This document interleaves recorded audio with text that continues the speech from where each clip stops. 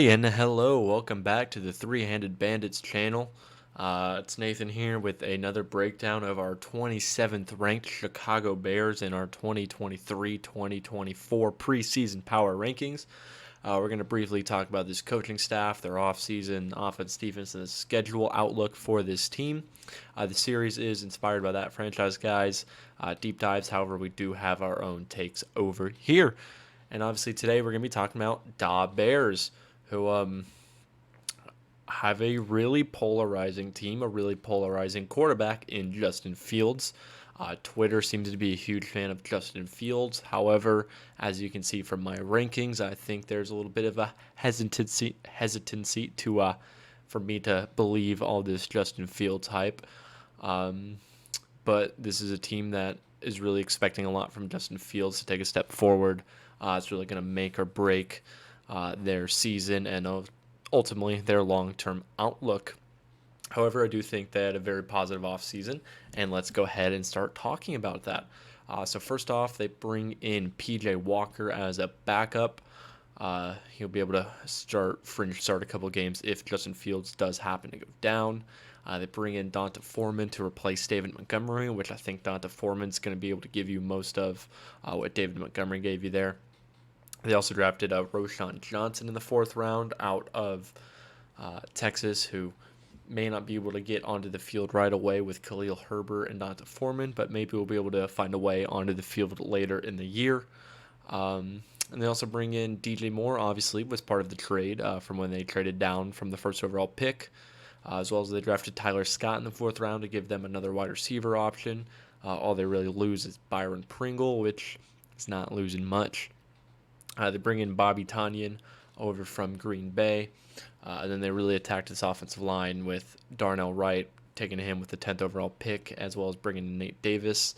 They're replacing Sam Mustipher and Riley Reif. So overall, I think that's a pretty positive addition. And then we see a lot of turnover on this defense. They really decided to target this unit in this offseason, bring in DeMarcus Walker from Tennessee. They draft Gervin Dexter, Zach Pickens. They bring in Tremaine Edmonds and TJ Edwards at the linebacking core. And then they bring in Tyreek Stevenson to be another cornerback for them. And then really on the D-line, those four guys that they're losing, not big pieces. Nicholas Morrow and Joe Thomas and linebackers. I think you're much happier with Tremaine Edwards and TJ Edwards. Tremaine Edmonds and TJ Edwards. And then they lose DeAndre Houston. Carson's been an okay safety. He's kind of been buried here. But overall, this is a very positive offseason. You're hoping in year two under Matt Eberflus, all these defensive additions, hopefully this defense will really step its game up. But obviously, a lot of that is going to hinge on the hands of Justin Fields and this offense coached by Luke Getsy. Luke Getsy, at the beginning of last year, was really trying to do a lot of this, Shanahan-style stuff, and we saw that wasn't quite able to work out just because Justin Fields isn't fully developed as a passer. However, I do have a lot of faith in Luke Getsy. We saw later in the year they really got his Justin Fields' feet involved in the offense and did a lot of creative stuff on the back end. So I feel pretty good with Luke Getsy as the offensive mind for this team. I think he's a pretty good coach, and I think you like the future outlook of him as your offensive coordinator. Then obviously they have Matt Eberflus still. A defensive guy, had one of the worst defenses in the league last year, if not the worst. But they had a really poor roster, and you're hoping now that he's brought in some more people that this offense is going to look a lot better, or the defense is going to look a lot better. But I think it's going to be. I think he's a good coach. I think he was kind of just not able to do much with such a bad unit. But I think this is going to be a really well-coached defense, and we'll really see them start to develop some of these players and rookies that they've brought in under his tenure here. But overall, they're going to base everything out of a four-man front, but they're not afraid to run everything. They kind of, hit all the spots. Cover 3, cover 2. They were playing man. They were doing a little bit of everything. So overall, I think with Matt Eberflus, mainly as, it's his defense and not Alan Williams backing him up, help install everything. But I think overall, I think you feel really good about this coaching staff. I'm not fully sure if we're ready to commit this to being, a real top 10 or a top, half offense. Why do I keep doing that? I don't think we're ready to quite yet commit this as a top 16 to 10 coaching staff, but it's definitely going to be a top 20. I have a lot of faith in Matt Eberflus to really start figuring this out.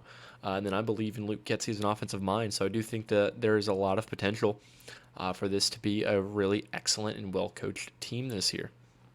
But obviously, everything about this team is going to land on the shoulders of one Justin Fields. Now, I have a lot of concern about Justin Fields, and mainly as a passer. Obviously, when it comes to him tucking and running the ball, he is second to Lamar Jackson. And even then, that is pretty close. We saw the end of the season last year when he was getting his legs involved. He was such a dynamic athlete. He looked just every shade of prime Mike Vick, Lamar Jackson, Cam Newton. Like, he was an excellent runner of the ball. And I think no matter what happens, you're not really going to be worried about him. I think even if he doesn't take the steps forward as a passer that you need, his running game alone will be able to at least help you, move the ball and have a functional offense. However, he does still have a lot of strides to make as a passing quarterback. And that's really where I'm worried about him is, eventually you got to learn how to throw the ball if you want to have one of these top defenses, have one of these top offenses in the league. And part of where I'm worried about Justin Fields is one of the reasons he has the highest time to throw out of any quarterback. He had the highest time to throw. And he also got sacked a lot. So what that really meant is he wasn't playing in structure. He was really, running around, holding onto the ball, and trying to make these big plays that we've seen. That's part of what Carson Wentz has struggled with, where they're not playing in structure. They're trying to hit the home run every single time. And ultimately, it's hard for an offense to play in rhythm and be a smooth functioning unit when your quarterback is taking unnecessary sacks and holding onto the ball and not playing to the design of the play. And so I'm worried about how Justin Fields is going to, develop in playing in structure and getting the ball out much quicker. Because if you look at, Burrow and Mahomes and Josh Allen, these elite quarterbacks, they're getting the ball out much faster. But Justin Fields is just holding onto the ball way too long. And granted, he is a young quarterback, and obviously he's running around and trying to make all these plays. But at some point, you got to just put your head down and, take the quick slant, take the little check down, get the ball out quick, and also let your other playmakers also be involved. As well as that, he was only averaging 150 passing yards a game, which in today's modern NFL is not great. Also, to go along with the whole headhunting thing, he had a really high average depth of target, so he really was just looking to send the ball. But also, he had a lot of turnover-worthy plays. He had more turnover-worthy plays than big-time throws because of that. So really, what we need from Justin Fields heading into this year is for him to really slow down, learn how to play within the structure of the offense, and not rely on his legs as much. Because, why he is such a dynamic, quarterback with his legs, to win games in the NFL, you need to be able to throw the ball as a quarterback. Do I think he's going to... I don't necessarily have the faith that he's going to develop in this regard. He could definitely prove me wrong. I'm just not sure if I fully see it. However, though, if you do compare his stats, especially his PFF stats, to that of a young Josh Allen, it looks very scarily similar. So obviously it's in there, and yet again, I believe in Luke Getsy. So there's definitely a way where Justin Fields can develop and make these strides as a passer into year 3. I'm just a little bit more on the pessimistic side. I think as a passing quarterback, he is probably going to be the worst passing quarterback in the league still. I think best case scenario, he's going to be, a bottom 10 guy if he really takes strides and develops. But I'm just expecting he's going to be one of the worst passing quarterbacks in the NFL. However, since he's so dynamic with the ball running, I do think he's still going to end up giving you top 20 quarterback play in general, just because he is going to be such a amazing playmaker. But obviously, a lot of this offense is going to hinge on him and what he does. Behind him, you got PJ Walker, who's a really fun player. I really like PJ Walker, but he's just not a great NFL caliber quarterback. Then you got Nathan Peterman, who's also still on this roster. Part of the reason Justin Fields did struggle, though, is because they did not have a great set of weapons for him to throw to. However, obviously, they got DJ Moore from trading down from the first overall pick. DJ Moore is one of these guys who all these football analysts love as a guy who's just been waiting to kind of break out. I'm lower on DJ Moore. I've never been a huge DJ Moore guy. I do still think he's one of the top, definitely top 32, probably top 20 wide receiver. I just don't necessarily think that he's going to be a true number one guy like a Justin Jefferson, Jamar Chase. But I still do think that he's a really good wide receiver that can win at every single level. I just don't know if Justin Fields is going to get the best from him. And then outside of that, they got Darnell Mooney and Chase Claypool. Obviously, they traded for Chase Claypool or in the middle of this season, and he struggled a bit. I think hopefully, though, give him a full off season, some more time to kind of figure out how to use him, as well as Justin Fields get more comfortable using him. I do think he'll have a much better year than what he did the back half of last year on the Bears. And then you got Darnell Mooney, who was kind of the only guy here for a little bit, and then kind of his career kind of fell off a little bit once Justin Fields got here just because he wasn't throwing the ball as much. But Darnell Mooney is also another really good wide receiver. So I think you do have three really good starters. Darnell Mooney and Chase Claypool can both be really good deep threats, and you can have kind of DJ Moore and Darnell Mooney also kind of get open for you more in the short game. But either way, most of the passing I imagine will be going to DJ Moore, but I do think a lot of this offense will be moved, yards will be gained, running, whether it's by the running backs or Justin Fields. Then you got Cole Kmet, who was a pretty solid tight end. Was a pretty good red zone threat for them last year, and I imagine will be much of the same. He's not some amazing dynamic, George Kittle, Travis Kelce-esque tight end. He's more of a Jason Witten, just a simple chain mover, but he does a really good job of that. He's an okay blocker. You got Robert Tonyan as well, who we saw had some good production in Green Bay, can do a little bit of blocking, a little bit of receiving. Then you got Jake Tongs as well. But really, weaponry, you do have really good weaponry. Wide receiver, you don't have a whole lot of depth. Velus Jones, an older rookie coming out, didn't really show much last year. Dante Pettis has kind of bounced around, kind of been a guy for a couple different teams now. Equanimeous St. Brown's a really, bigger bodied guy who just hasn't really developed since when he was drafted in Green Bay.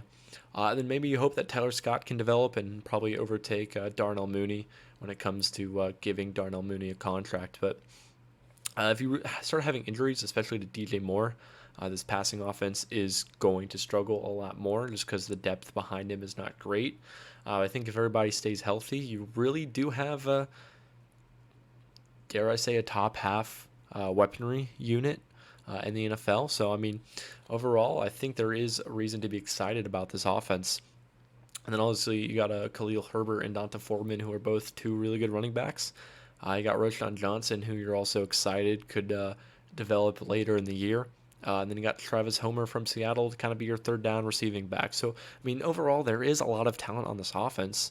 When you pair that with an offensive line that's going to be pretty decent, there's reason to be excited. Obviously, you draft Darnell Wright in the your first overall pick for them. And I think he'll be okay. He's definitely going to take his lumps. He has some development to do, but overall, I think he'll end up having a decent career here. I do think he's probably going to be the weakest link on this offensive line, at least as a rookie, though. But they also bring in Nate Davis, who should be a pretty decent guard for them. He's probably going to play right guard, and they're going to kick Tevin Jenkins over to left guard, who was playing right guard last year. Tevin Jenkins obviously came into the league as a tackle, then switched to guard, and there's the whole situation about him wanting to be traded. But, with Matt Eberflus, they got everything sorted out. He hoped to, make sure the culture is really good. And Tevin Jenkins played his ass off at guard last year. He actually graded out as a top 5 guard in the entire NFL. So obviously you do feel really good about the interior unit because you also have Cody Whitehair, who's a good center for you. He's played a lot of games in the NFL and been really decent. Obviously not quite in his prime anymore, but I mean, he's still good, and you're glad you have him.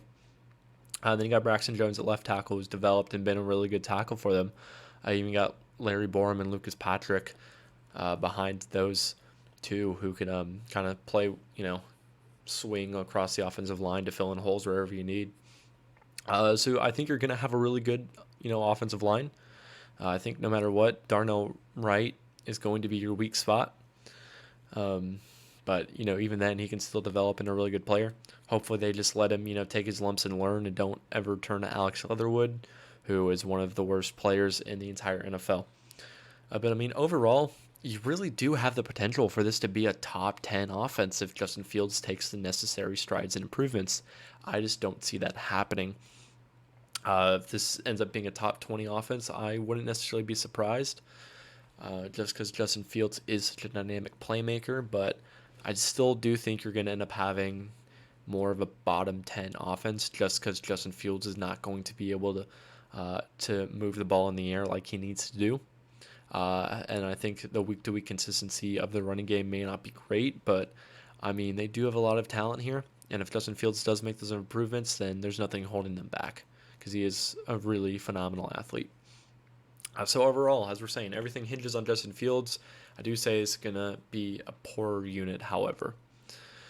The defense, which was so poor, though, last year, is definitely looking on the up.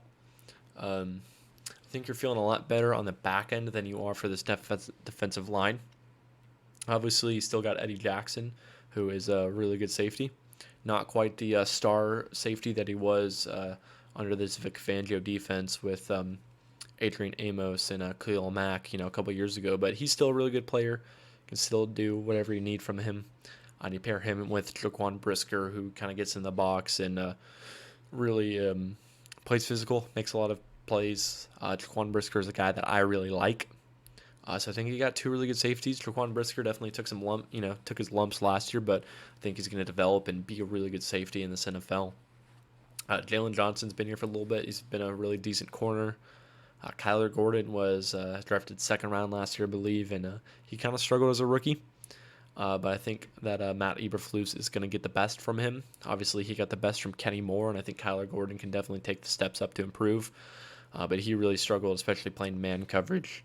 But I think overall, we're pretty excited about his future outlook. And then they get Tyreek Stevenson as well to be their other outside corner.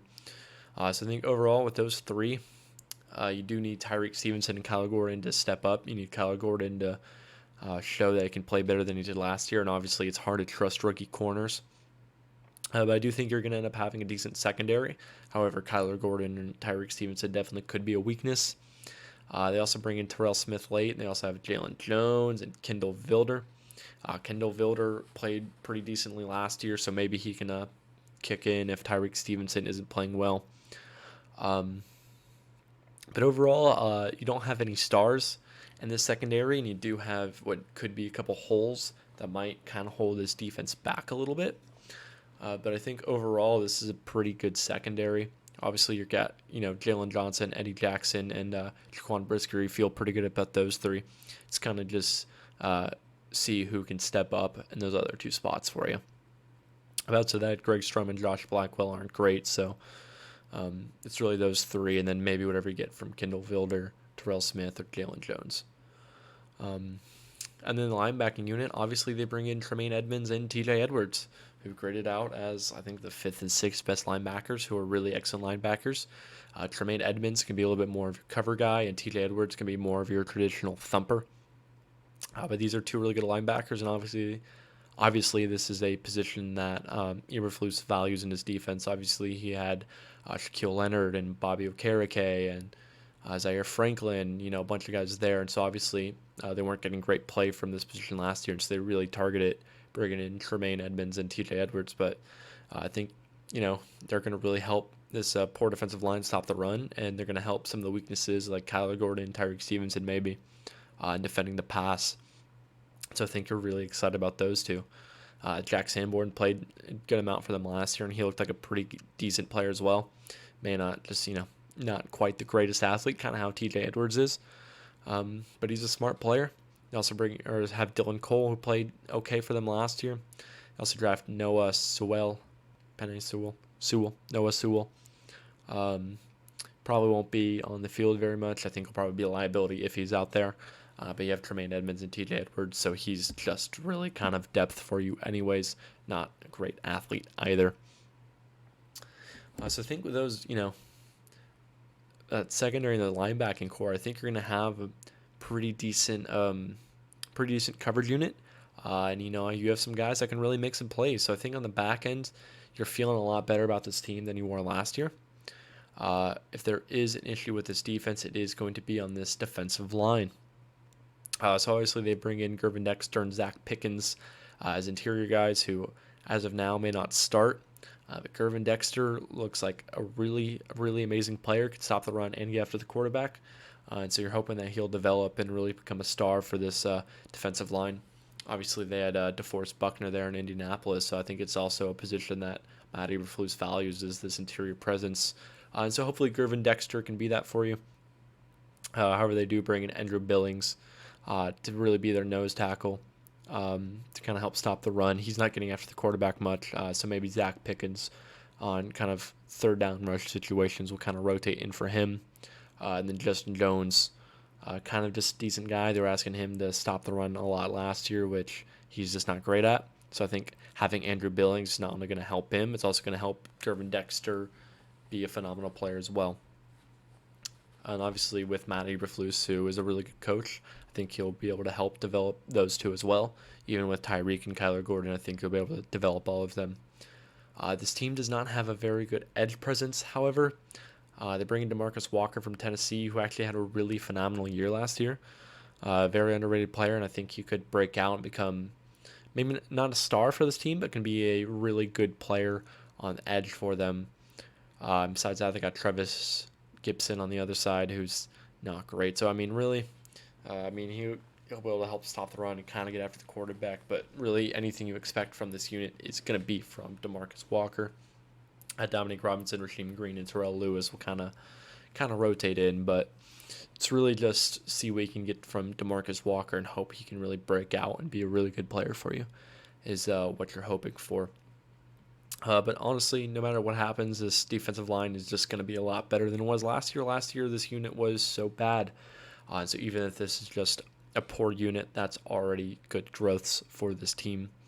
It's definitely still probably your weakest spot on this entire team is this defensive line.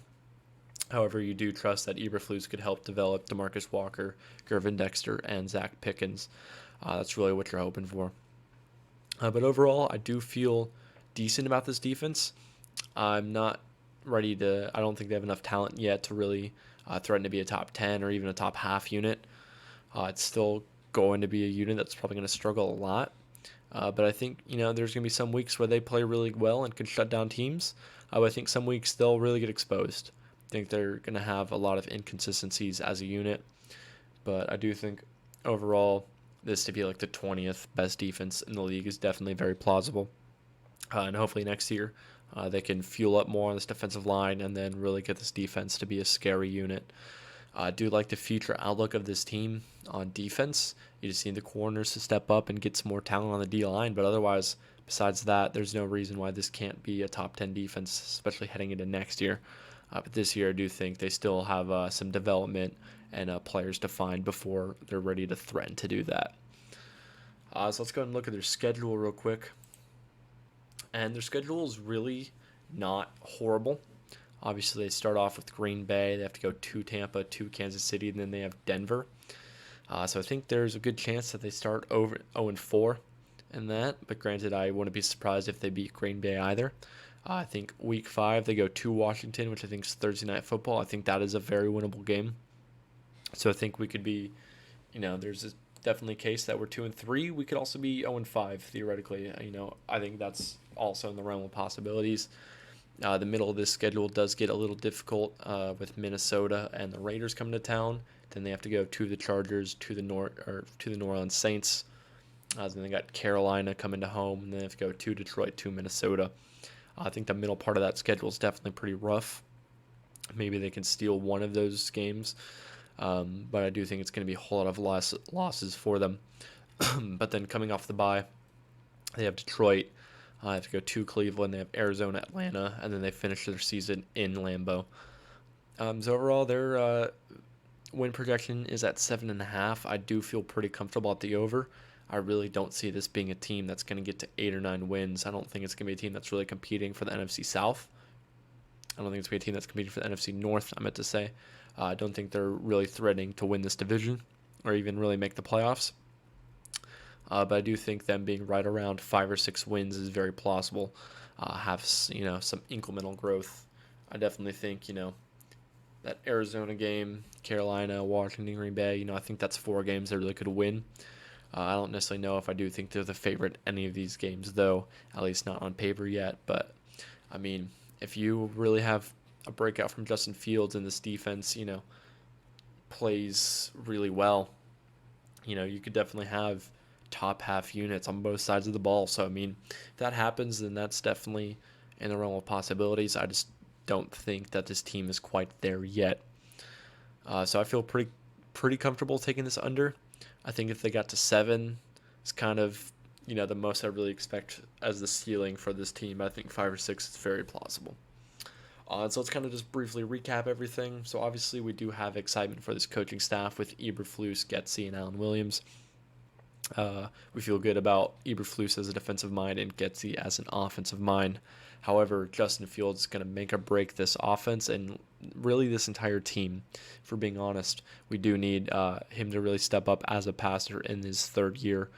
Otherwise, I think he's going to hold this team back. But they do have really good, decent skill positions and a decent offensive line. DJ Moore is definitely the best player on this team, and they don't have a whole lot of great players. But they do have a lot of really solid NFL caliber players. However, the defensive line talent is pretty weak. They do need some development and some more bodies in there before we're really, before we're really scared of this defense. But it is getting better. It just needs more talent, probably in the cornerback room and the D line. But overall, if you're a Bears fan, I do think you have a lot of optimism for this team and this coaching staff. We're just waiting for a few more pieces to be filled and Justin Fields to step up. But either way, if you're a Bears fan, let me know what you think of my analysis, my breakdown. Where am I right? Where am I wrong? Just kind of let me know what y'all think. And thank y'all very much for watching. Peace.